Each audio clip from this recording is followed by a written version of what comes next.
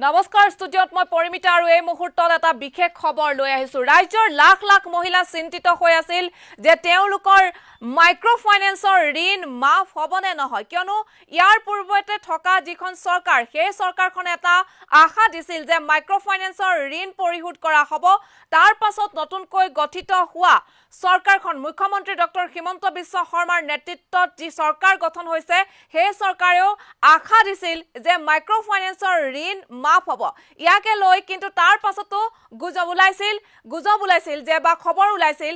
যে মাইক্ৰ ফাইনেন্সৰ ঋণ পৰিশোধ কৰাৰ ক্ষেত্ৰত কিন্তু কিছু জটিলতা আহিব পাৰে কিছু ক্ষেত্ৰত কিন্তু তাকে লৈ যেটো চিন্তিত হৈ পৰিছিল এফালে মহিলাসকললৈ নটিচ আহিছিল আৰু তাকে লৈ তেওঁলোক চিন্তিত হৈ পৰিছিল আমি এই মুহূৰ্তত এটা বিশেষ খবৰ লৈ আহিছো যে কালিৰ দিনটোত ৰাজ্যৰ বিত্তমন্ত্ৰী গৰাকীয়ে কি খবৰ দিছে মাইক্ৰ ফাইনেন্সৰ ঋণ মাফৰ ক্ষেত্ৰত ৰাজ্যৰ লাখ লাখ মহিলাৰ বাবে এই মুহূৰ্তত দি আছো এই জৰুৰী খবৰ অসম বাজেটত 2021ত গুৰুত্বপূৰ্ণ সিদ্ধান্ত লোৱা হৈছে কালিৰ দিনটোত অৰ্থাৎ শুকুৰবাৰৰ দিনটোত মাইক্ৰ ফাইনেন্সৰ ঋণ মাফ সন্দৰ্ভত এই বৃহৎ সিদ্ধান্ত লৈছে বিত্তমন্ত্ৰী অজন্তা নেওগে সেই মন্তব্য তেওঁ কালি দিছে আৰু পূৰ্বৰ প্ৰতিশ্ৰুতি ৰক্ষাৰ বাবে প্ৰয়াস কৰিছে নৱগঠিত চৰকাৰখনে তিনিটা শ্ৰেণীৰ ঋণগ্ৰস্ত লোকসকলৰ বাবে ঋণ মাফৰ ব্যৱস্থা প্ৰথম দ্বিতীয় আৰু তৃতীয় শ্ৰেণী নিয়মিতভাৱে যিসকলে ঋণ পৰিশোধ কৰি আছে তেওঁলোকে 25,000 টকা লাভ কৰিব তেওঁলোকক প্ৰথম শ্ৰেণীত অন্তৰ্ভুক্ত কৰা হৈছে যিসকলে নিয়মীয়াকৈ ঋণ আদায় কৰি আছিল তেওঁলোকৰ বাবে সঁচাকৈ ভাল খবৰ একৰ পৰা 89 দিনলৈ ঋণ পৰিশোধ কৰা সকলক নকৰাকৈ থকাসকলক দ্বিতীয় শ্ৰেণীত অন্তৰ্ভুক্ত কৰা হৈছে তেখেতসকলক পৰ্যায়ক্ৰমে ঋণ মাফ কৰা হ'ব তৃতীয় শ্ৰেণীত অন্তৰ্ভুক্ত কৰা হৈছে যিসকলে ঋণ আদায় দিব পৰা নাই মানসিক চাপ হাৰাশাস্তিৰ সন্মুখীন হৈছে সেই সকলৰ বাবে সেই সকলকো পৰ্যায়ক্ৰমে দিয়া হ'ব তেওঁলোকক তৃতীয় শ্ৰেণীত বিভক্ত কৰা হৈছে মাইক্ৰ ফাইনেন্সৰ ঋণ মাফৰ ক্ষেত্ৰত সেই সকলকো পৰ্যায়ক্ৰমে মাফ কৰা হ'ব মাইক্ৰ ফাইনেন্সৰ ঋণ ডাঙৰ খবৰ বুলি ক'ব লাগিব কালিৰ দিনটোতে খবৰ আৰু সমগ্ৰ ৰাজ্যৰ লাখ লাখ 26 লাখ মহিলাৰ বাবে ভাল খবৰটো দিছে তিনিটা ভাগত বিভক্ত কৰা হৈছে অসম বাজেট 2021ত মাইক্ৰ ফাইনেন্সৰ ঋণৰ সন্দৰ্ভত গুৰুত্বপূৰ্ণ সিদ্ধান্ত লোৱা হৈছে আমি জনাই আছো এই মুহূৰ্তত মাইক্ৰ ফাইনেন্সৰ ঋণ মাফৰ ক্ষেত্ৰত কোনে ঋণ ৰেহাই পাব সেই সন্দৰ্ভত কালিৰ দিনটোত গুৰুত্বপূৰ্ণ সিদ্ধান্ত গ্ৰহণ কৰা হৈছিল আৰু আমি এই মুহূৰ্তত জনাই আছো যে কোনে পাব মাইক্ৰ ফাইনেন্সৰ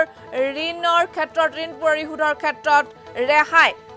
আৰু প্ৰথম দ্বিতীয় তৃতীয় তিনিটা শ্ৰেণীত বিভক্ত কৰা হৈছে ৰাজ্যৰ লাখ লাখ মহিলাৰ বাবে এই মুহূৰ্তত আমি এক জৰুৰী বাৰ্তা জনাই আছো অসম বাজেট 2021ত গুৰুত্বপূৰ্ণ সিদ্ধান্ত লৈছে মাইক্ৰ ফাইনেন্সৰ ঋণ মাফ সন্দৰ্ভত আৰু পূৰ্বৰ প্ৰতিশ্ৰুতি ৰক্ষাৰ বাবে চৰকাৰখনে প্ৰয়াস কৰিছে তিনিটা শ্ৰেণীৰ ঋণগ্ৰস্ত লোকসকলৰ বাবে ঋণ মাফৰ ব্যৱস্থা কৰা হৈছে প্ৰথম দ্বিতীয় আৰু তৃতীয় প্ৰথম শ্ৰেণীত যিসকল অন্তৰ্ভুক্ত হ'ব তেওঁলোকক অন্তৰ্ভুক্ত কৰা হৈছে এটা কেটেগৰীত যেহেতু নিয়মিতভাৱে যদিহে তেওঁলোকে ঋণ পৰিশোধ কৰিছে তেওঁলোকক 25,000 টকা দিয়াৰ লগতে তেওঁলোকক প্ৰথম শ্ৰেণীত অন্তৰ্ভুক্ত কৰা হৈছে আৰু এটা দিনৰ পৰা 89 দিনলৈ যিসকলে ঋণ পৰিশোধ নকৰাকৈ আছে তেওঁলোকক দ্বিতীয় শ্ৰেণীত অন্তৰ্ভুক্ত কৰি তেওঁলোককো পৰ্যায়ক্ৰমে ঋণ মাফ কৰা হ'ব তাৰ পাছতে তৃতীয় শ্ৰেণীত যিসকল আছে সেইসকল হৈছে মানসিক চাপ হাৰাশাস্তিৰ সন্মুখীন হোৱা ঋণগ্ৰস্ত লোকসকল বা ব্যক্তিসকল বা মহিলাসকল তেওঁলোকে বিশেষ প্ৰপত্ৰ পূৰণ কৰিব লাগিব আৰু তেওঁলোকক তৃতীয় শ্ৰেণীত ভাগ কৰা হৈছে তেওঁলোককো পৰ্যায়ক্ৰমে ঋণ মাফ কৰা হ'ব ৰাজ্যৰ লাখ লাখ মহিলাই এই দিনটোলৈ অপেক্ষা কৰি আছিল কালিৰ দিনটোলৈ আৰু কালিৰ দিনটোতে এই গুৰুত্বপূৰ্ণ মন্তব্য কৰিছে মন্ত্ৰী অজন্তা নেওগে বিত্তমন্ত্ৰী গৰাকীয়ে ৰাজ্যখনৰ ইতিহাসত প্ৰথমবাৰৰ বাবে তেওঁ মহিলা বিত্তমন্ত্ৰী হিচাপে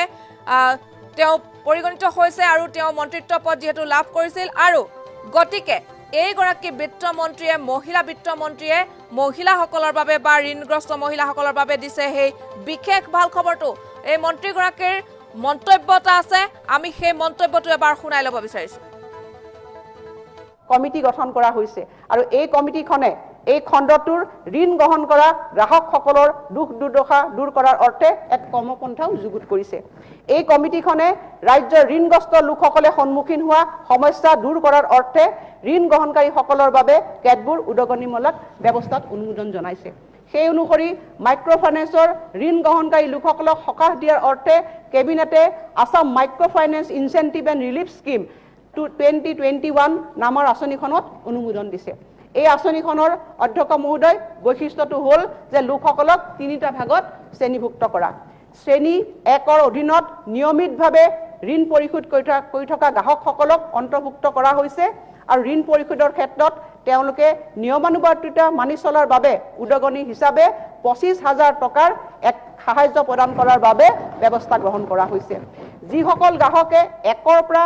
89 দিনলৈ ঋণ পৰিশোধ নকৰাকৈ আছে সেই সকল গ্ৰাহকক শ্ৰেণী 2 অধীনত অন্তৰ্ভুক্ত কৰা হৈছে আৰু এই গ্ৰাহকসকলে পৰিশোধ নকৰাকৈ থকা ধনৰাশি প্ৰদান কৰা হ'ব আৰু তাৰ পিছত এবাৰ তেওঁলোকৰ একাউণ্টসমূহ মানসম্পন্ন হিচাপে শ্ৰেণীভুক্ত হোৱাৰ পিছত আৰু সময়মতে তেওঁলোকে কিস্তিসমূহ পৰিশোধ হোৱাৰ পিছত পৰিশোধ আৰম্ভ কৰাৰ পিছত তেওঁলোকে 25,000 টকাৰ উদগনি লাভ কৰাৰ বাবে যোগ্য বিবেচিত হ'ব। যিসকল গ্ৰাহক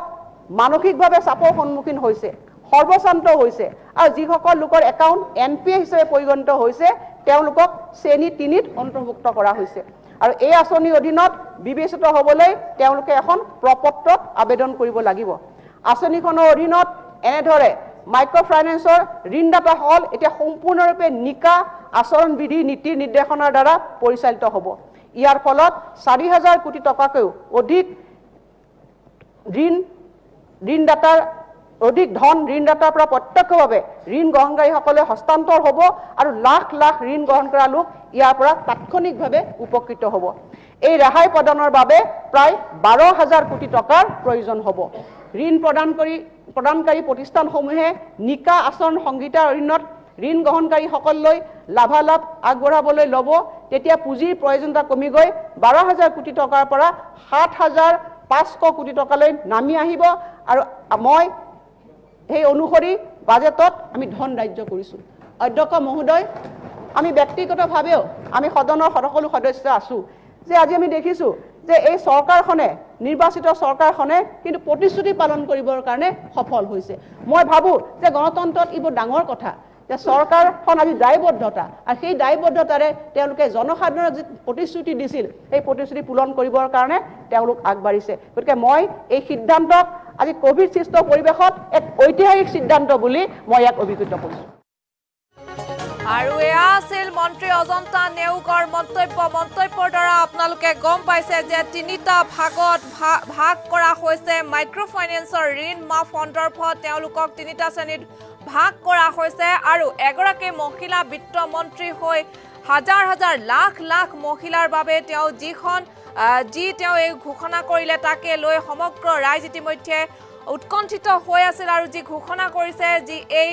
ঋণ মাফৰ ক্ষেত্ৰত যি তেওঁ মন্তব্য কৰিছে এই মন্তব্য বা যি বাজেট দাখিল কৰিছে বাজেটত তাৰ বাবে অসংখ্য মহিলা এতিয়া সুখী হৈছে কিয়নো তেওঁলোকে উদগনি হিচাপেও একাংশ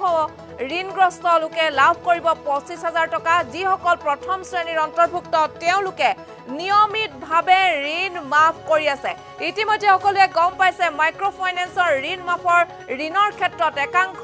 ৰাইজে যথেষ্ট হাৰাশাস্তিৰ সন্মুখীন হৈছিল। বিশেষকৈ উজনি অসমত সৰ্বাধিক লোক হাৰাশাস্তিৰ সন্মুখীন হৈছিলে। তেতিয়াৰে পৰা আপোনাৰ যি সময়ত হৈছিল সেই সময়ত দেখিবলৈ পোৱা গৈছিল ঘৰৰ টিনপাত খুলি লৈ গৈছিল, টিভি লৈ গৈছিল, ফ্ৰিজ লৈ গৈছিল আৰু বহু ক্ষেত্ৰত তেওঁলোকৰ হাৰাশাস্তিৰ সৃষ্টি কৰাৰ অভিযোগ উত্থাপন হৈছিল মাইক্ৰ' ফাইনেন্সৰ এজেণ্টৰ বিৰুদ্ধে। দেখিবলৈ পোৱা গৈছিল তাৰ মাজতে যিসমূহ এনেসমূহ খবৰ বিয়পি পৰিছিল খবৰসমূহ বিয়পাৰ পাছতো কিন্তু বাৰে বাৰে তেওঁলোকে এনে অভিযোগ একাংশ ঋণগ্ৰস্ত লোকে বা মহিলা এনে অভিযোগ প্ৰেৰণ কৰিছিল আমালৈ আহিছিল। সেই খবৰসমূহ তাৰ পাছত আমাৰ সেই সময়ৰ বিগত বৰ্ষৰ যেহেতু ৰাজ্যৰ বৰ্তমানৰ মুখ্যমন্ত্ৰী সেই সময়ৰ মন্ত্ৰিত্বৰ পদ অলংকৃত কৰি থকা বৰ্তমানৰ মুখ্যমন্ত্ৰী ডক্টৰ হিমন্ত বিশ্ব শৰ্মা উজনি অসমৰ কাকপথাৰ তিনিচুকীয়াৰ কাকপথাৰলৈ যাওঁতে এগৰাকী মহিলাই কান্দি কান্দি তেওঁ কৈছিল যে তেওঁ মাইক্ৰ' ফাইনেন্সৰ ঋণ লোৱাৰ পাছত ঋণৰ ক্ষেত্ৰত কেনে হাৰাশাস্তিৰ সন্মুখীন হৈছে তাৰ পাছতে মন্ত্ৰী সেই সময়ত তেওঁ যেহেতু মন্ত্ৰিত্বৰ পদ অলংকৃত কৰি আছিল তাতে তেওঁ আশা দিছিল যে মাইক্ৰ' ফাইনেন্সৰ ঋণ মাফৰ ক্ষেত্ৰত কিছু সিদ্ধান্ত ল'ব বা এক বিধেয়ক আহিব বা আইন আহিব এনে এক তেওঁলোকে মন্তব্য কৰিছিল আৰু তাৰ পাছত বিগত বৰ্ষৰ ডিচেম্বৰ মাহত এখন বিশেষ অধিৱেশন হৈছিল বিধানসভাত তাতো উল্লেখ হৈছিল শাসক বিৰোধী দুয়োপক্ষ হৰপ হৈ উঠিছিল এই ক্ষেত্ৰত আৰু অৱশেষত 16 জুলাই 2021 অৰ্থাৎ কালিৰ দিনটো ৰাজ্যখনৰ লাখ লাখ মহিলাৰ বাবে আহিল সেই অধিক উৎকণ্ঠাৰে ৰৈ থকা বিশেষ খবৰটো য'ত কেনে ধৰণেৰে কাক কাক মাইক্ৰ' ফাইনেন্সৰ ঋণ ৰেহাই দিয়া হ'ব এই ক্ষেত্ৰত সিদ্ধান্ত লোৱা হৈছে পুনৰ থ্ৰতে এবাৰ জনাই দিছোঁ তিনিটা ভাগত বিভক্ত কৰা হৈছে মাইক্ৰ' ফাইনেন্সৰ ঋণ মাফৰ ক্ষেত্ৰত তিনিটা শ্ৰেণীত ভাগ কৰা হৈছে ঋণগ্ৰস্ত লোকসকলক যিসকলে প্ৰথমৰে পৰা নিয়মিতভাৱে ঋণ পৰিশোধ কৰি থাকে তেওঁলোকক উদগনি হিচাপে 25,000 টকা দিয়া হ'ব তেওঁলোকক প্ৰথম শ্ৰেণীত অন্তৰ্ভুক্ত কৰা হ'ব 1 পৰা 89 দিনলৈ ঋণ পৰিশোধ নকৰাকৈ থকাসকলক দ্বিতীয় শ্ৰেণীত অন্তৰ্ভুক্ত কৰা হৈছে তেখেতসকলক পৰ্যায়ক্ৰমে ঋণ মাফ কৰা হ'ব মানসিক চাপ আৰু হাৰাশাস্তিৰ সন্মুখীন হোৱা ঋণগ্ৰস্ত ব্যক্তিসকল অথবা যিসকলে ঋণ দিয়া নাই তেওঁলোকে পত্ৰ পূৰণ কৰিব লাগিব তেওঁলোকক তৃতীয় শ্ৰেণীত ভাগ কৰা হৈছে আৰু সেইসকলৰ ক্ষেত্ৰতো পৰ্যায়ক্ৰমে ঋণ মাফ হ'ব মন্ত্ৰী অজন্তা নেওগে যি বিধেয়ক বিধানসভাৰ যি সদনত যি বাজেট দাখিল কৰিছিল বাজেট দাখিলৰ সময়ত যি মন্তব্য কৰিছিল সেই মন্তব্যটো পুনৰ এবাৰ দৰ্শকসকলক জ্ঞাতাৰ্থে জনাব বিচাৰিছোঁ কমিটি গঠন কৰা হৈছে আৰু এই কমিটিখনে এই খণ্ডটোৰ ঋণ গ্ৰহণ কৰা গ্ৰাহকসকলৰ দুখ দুৰ্দশা দূৰ কৰাৰ অৰ্থে এক কৰ্মপন্থাও যুগুত কৰিছে এই কমিটিখনে ৰাজ্যৰ ঋণগ্ৰস্ত লোকসকলে সন্মুখীন হোৱা সমস্যা দূৰ কৰাৰ অৰ্থে ঋণ গ্ৰহণকাৰীসকলৰ বাবে কেতবোৰ উদগনিমূলক ব্যৱস্থাত অনুমোদন জনাইছে সেই অনুসৰি মাইক্ৰ' ফাইনেন্সৰ ঋণ গ্ৰহণকাৰী লোকসকলক সকাহ দিয়াৰ অৰ্থে কেবিনেটে Assam micro' finance incentive and relief scheme 2021 নামৰ আঁচনিখনত অনুমোদন দিছে এই আঁচনিখনৰ অধ্যক্ষ মহোদয় বৈশিষ্ট্যটো হ'ল যে লোকসকলক তিনিটা ভাগত শ্ৰেণীভুক্ত কৰা শ্ৰেণী 1ৰ অধীনত নিয়মিতভাৱে ঋণ পৰিশোধ কৰি থকা গ্ৰাহকসকলক অন্তৰ্ভুক্ত কৰা হৈছে আৰু ঋণ পৰিশোধৰ ক্ষেত্ৰত তেওঁলোকে নিয়মানুবৰ্তিতা মানি চলাৰ বাবে উদগনি হিচাপে 25,000 টকাৰ এক সাহায্য প্ৰদান কৰাৰ বাবে ব্যৱস্থা গ্ৰহণ কৰা হৈছে যিসকল গ্ৰাহকে 1ৰ পৰা 89 দিনলৈ ঋণ পৰিশোধ নকৰাকৈ আছে সেই সকল গ্ৰাহকক শ্ৰেণী 2 অধীনত অন্তৰ্ভুক্ত কৰা হৈছে আৰু এই গ্ৰাহকসকলে পৰিশোধ নকৰাকৈ থকা ধন ৰাশি প্ৰদান কৰা হ'ব আৰু তাৰ পিছত এবাৰ তেওঁলোকৰ একাউণ্টসমূহ মানসম্পন্ন হিচাপে শ্ৰেণীভুক্ত হোৱাৰ পিছত আৰু সময়মতে তেওঁলোকে কিস্তিসমূহ পৰিশোধ হোৱাৰ পিছত পৰিশোধ আৰম্ভ কৰাৰ পিছত তেওঁলোকে 25,000 টকাৰ উদগনি লাভ কৰাৰ বাবে যোগ্য বিবেচিত হ'ব যিসকল গ্ৰাহক মানসিকভাৱে চাপৰ সন্মুখীন হৈছে সৰ্বশান্ত হৈছে আৰু যিসকল লোকৰ একাউণ্ট এনপিএ হিচাপে পৰিগণিত হৈছে তেওঁলোকক শ্ৰেণী 3ত অন্তৰ্ভুক্ত কৰা হৈছে আৰু এই আঁচনিৰ অধীনত বিবেচিত হ'বলৈ তেওঁলোকে এখন প্ৰপত্ৰত আবেদন কৰিব লাগিব আঁচনিখনৰ অধীনত এনেদৰে মাইক্ৰ' ফাইনেন্সৰ ঋণদাতাসকল এতিয়া সম্পূৰ্ণৰূপে নিকা আচৰণ বিধি নীতি নিৰ্দেশনাৰ দ্বাৰা পৰিচালিত হ'ব ইয়াৰ ফলত 4,000 কোটি টকাকৈ অধিক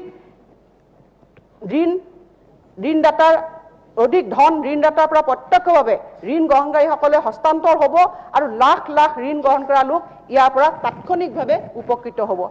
এই ৰেহাই প্ৰদানৰ বাবে প্ৰায় 12,000 কোটি টকাৰ প্ৰয়োজন হ'ব ঋণ প্ৰদানকাৰী প্ৰতিষ্ঠানসমূহে নিকা আচৰণ সংহিতাৰ অধীনত ঋণ গ্ৰহণকাৰীসকললৈ লাভালাভ আগবঢ়াবলৈ ল'ব তেতিয়া পুঁজিৰ প্ৰয়োজনীয়তা কমি গৈ 12,000 কোটি টকাৰ পৰা 7,500 কোটি টকালৈ নামি আহিব আৰু মই সেই অনুসৰি বাজেটত আমি ধন ৰাজ্য কৰিছোঁ অধ্যক্ষ মহোদয়